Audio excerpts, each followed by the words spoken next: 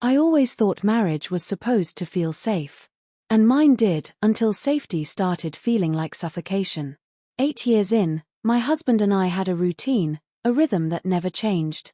He was good to me, loyal, reliable, present in all the ways that looked good on paper. But we stopped looking at each other. We stopped asking real questions. We'd become co-managers of a life that no longer had sparks, just schedules, bills, dinners, and silence. I didn't plan to cheat. I didn't even know I was starving until someone fed me. Daniel came into my life on a humid Friday evening. It was a mutual friend's gallery opening, one of those events I would have skipped if I'd known my husband would be too busy to join. I showed up alone, awkward, sipping warm wine and pretending to admire abstract art I didn't understand. And then there he was, Daniel. He wasn't loud or flashy. He smiled like he knew me already, and when he asked if I liked the piece in front of us, I didn't even hear the question. I only noticed how intently he was watching me.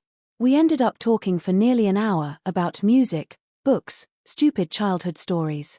His eyes stayed on mine the whole time. He laughed at my sarcasm, remembered small things I said. I hadn't felt that visible in years. I remember checking the time, realizing I was late, and the strange disappointment that came with it. Nothing happened that night. We parted ways with a simple handshake, but something lingered. And a week later, I got a message from him on Instagram. "You looked like you didn't belong there either. Want to grab coffee sometime?" I stared at it for 10 minutes before responding. I could have ignored it. I could have deleted the message, laughed it off. But I didn't. We met for coffee. Once. Then again. I told myself it was innocent. I never wore anything revealing, never said anything flirty. But I checked my phone too often, smiled too hard at his texts. I started lying to my husband in tiny, easy ways. I told myself I deserved this, that it was just a connection I hadn't felt in a long time. It didn't have to mean anything. But it did. Daniel started slipping into my thoughts during meetings, errands, even quiet dinners at home. I compared the way he looked at me to the way my husband didn't. I replayed his compliments in my head. And when he brushed my hand one afternoon, I didn't pull away. I let it happen. I wanted more. That night, I couldn't sleep. I lay next to my husband while guilt gnawed at me, and desire curled in my chest like a secret flame. I hadn't kissed Daniel yet. But emotionally, I was already somewhere else. I had already left the marriage. I just hadn't told anyone. Not even myself. The first time Daniel kissed me, I didn't resist. I didn't even think.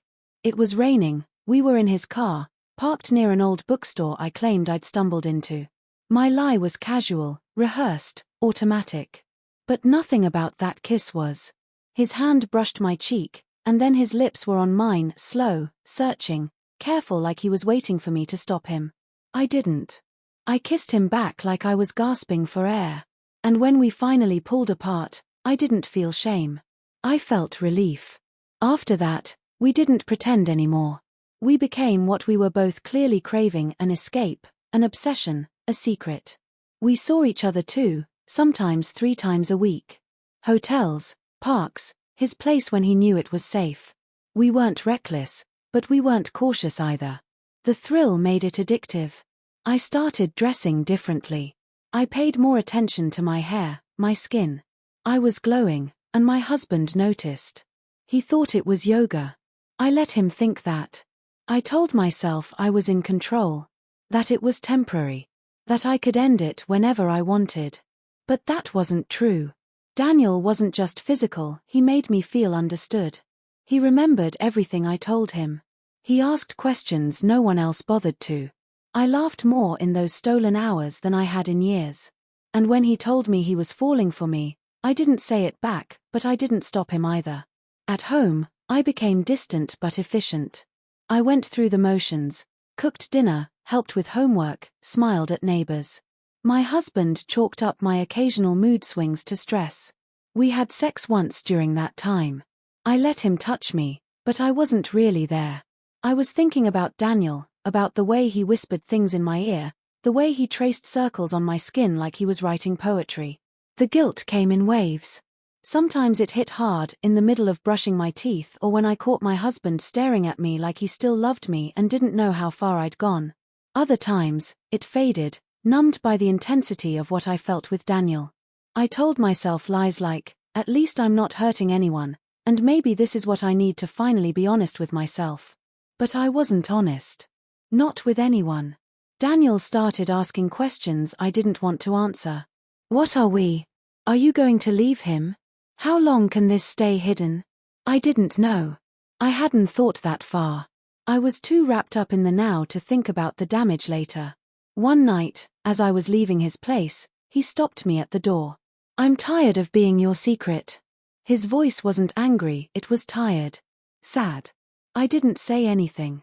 I just kissed him goodbye and walked out into the night, hoping the silence between us would be enough to hold everything together. The vacation was my husband's idea. A long weekend by the coast with the kids and a few close friends. I didn't protest.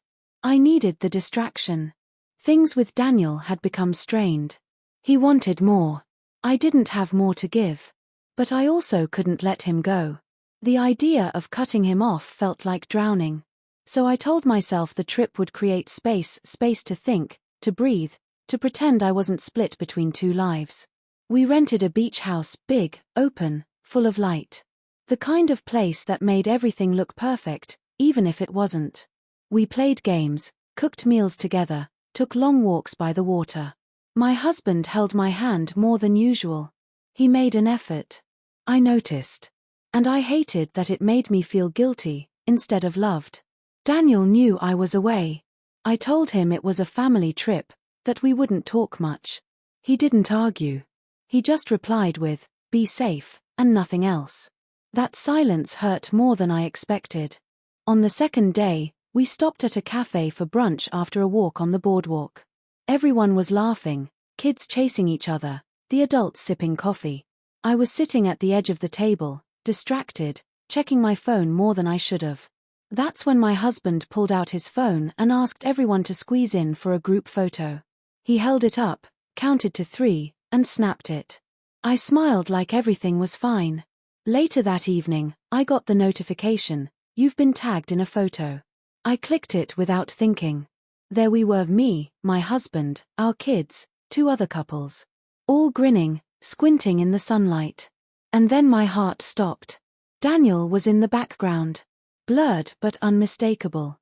Walking past the cafe with a coffee in one hand, phone in the other, sunglasses halfway down his nose. I stared at the image for a full minute, hoping my mind was playing tricks on me. It wasn't. Then I saw the caption, "Nothing better than time with my favorite people." And below that, the tags. He'd tagged everyone. Including Daniel. I felt the blood drain from my face. I clicked Daniel's profile, he hadn't liked or commented. But the damage was already done. My husband didn't know who he was, not really. But the internet did. And Daniel being in that photo, tagged, connected, visible. It was like a live wire running through every lie I'd told. Panic took over. I messaged Daniel, "You untag yourself now. Please. Please." No reply. I sat there, heart pounding, screen glowing in my hand, while my husband laughed with the others in the kitchen, oblivious. I wanted to scream. I wanted to turn back time. But instead, I just stared at the photo again. At the one moment that had accidentally captured everything I had spent months trying to keep separate. It was the perfect picture. And it was the beginning of the end. Barely slept that night. Every time I closed my eyes, I saw the photo again. That accidental frame, too perfect, too damning. I refreshed Daniel's profile over and over. Still tagged. Still public. Still there. I typed and deleted half a dozen messages, each one more desperate than the last. No reply. By morning, the silence was deafening. And then my husband said something that made my stomach turn. "Hey, random question, do you know that guy in the background of the photo? The one everyone keeps commenting about." He's tagged, but I don't remember meeting him. My mouth went dry. I smiled, forced, too fast. "I don't think so. Maybe one of the others knows him?" He nodded. Didn't press. But I saw it, the flicker of something shifting in his eyes. That subtle tension when something doesn't add up. I busied myself with the kids, packed, cleaned, acted normal. Inside, I was spiraling. Daniel finally replied that afternoon. One message. Just 5 words, I didn't mean to ruin anything. That was it. No apology. No plan. Just regret, hanging in the air like smoke. Back home, things changed fast. My husband started asking questions, innocent at first, then sharper. Where were you that Tuesday? Why were you so quiet on the trip? Have you been honest with me? I cracked under the weight of it. Not all at once. It started with small confessions, emotional boundaries I crossed, blurred lines, little lies. But lies grow fast. And once they started falling apart, so did I. He sat across from me at the kitchen table, hands folded tightly, jaw clenched. I told him the truth. Not every detail, not everything, but enough. Enough to break the trust between us like glass underfoot. He didn't yell. That made it worse. He just stared at me for a long time, then stood up and walked out the front door. No suitcase. No goodbye. Just, gone. I stared at the door long after he left, listening to the echo of silence, the kind you can't fix with an apology or time. I picked up my phone again, stared at Daniel's name. I didn't message him. I didn't want comfort.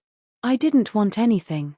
Because suddenly, I realized I wasn't in love with Daniel. I was in love with who I was when I was with him, seen, desired, alive. But that wasn't real. That was an escape. And the cost of it was everything I had built over years. A life.